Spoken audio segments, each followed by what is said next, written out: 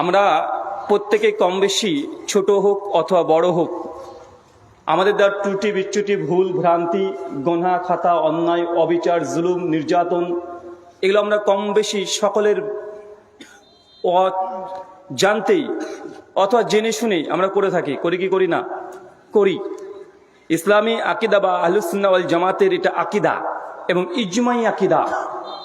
সুনান তিরমিজি হাদিস নাম্বার 2499, শেখ আলবানী রাহিমাহুল্লাহ সনদ হাসান বলেছেন, আল্লাহ নবী বলছেন যে কুল্লু বানি আদম খাত্তাউন, প্রত্যেক আদম সন্তান, যেই মানুষের সন্তান আদম আলাইহিস সালামের সন্তান বংশধর মানুষ হলেই সে হতে পারে হিন্দু মুসলিম বৌদ্ধ জৈন ইহুদি খ্রিস্টান কলভির মিচি পাথর যেই হোক না কেন, মানুষ হলেই তার দ্বারা ভুল ত্রুটি বিচ্যুতি গোনা অন্যায় জুলুম নির্যাতন এগুলো তাদের দ্বারা সংঘটিত হবে এবং হয়।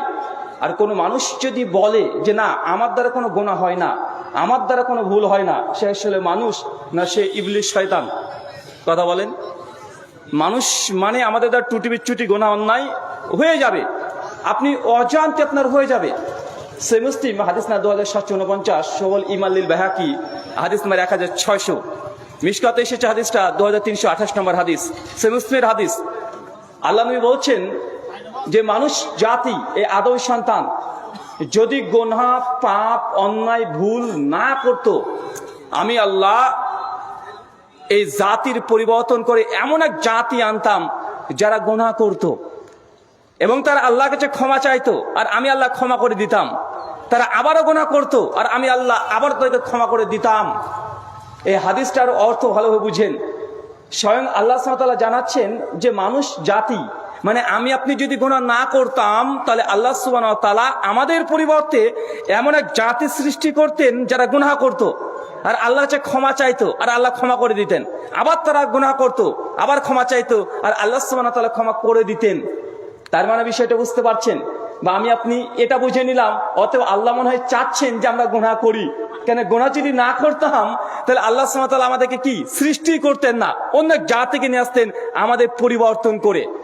এই হাদিসের ব্যাখ্যা করতে গিয়ে ইমাম নববী রাহিমাহুল্লাহ তিনি আনছেন শারহ সহিহ মুসলিমের মধ্যে, ইমাম বাইহাকি রাহিমাহুল্লাহ তার আসমা ও সিফাত এই গ্রন্থের মধ্যে তিনি আলোচনা করতে গিয়ে বলছেন যে আল্লাহ সুবহানাহু ওয়া তাআলার একটা নাম হচ্ছে আর রহমান আর রহিম। আল্লাহ অসীম করুণাময় পরম দয়ালু, আল্লাহ গাফফার, আল্লাহর অনেকগুলো নাম। এই নামগুলোর জন্যই মানুষ জাতির গোনার অস্তিত্ব বা গোনার এক্সিস্টেন্স থাকাটা জরুরি।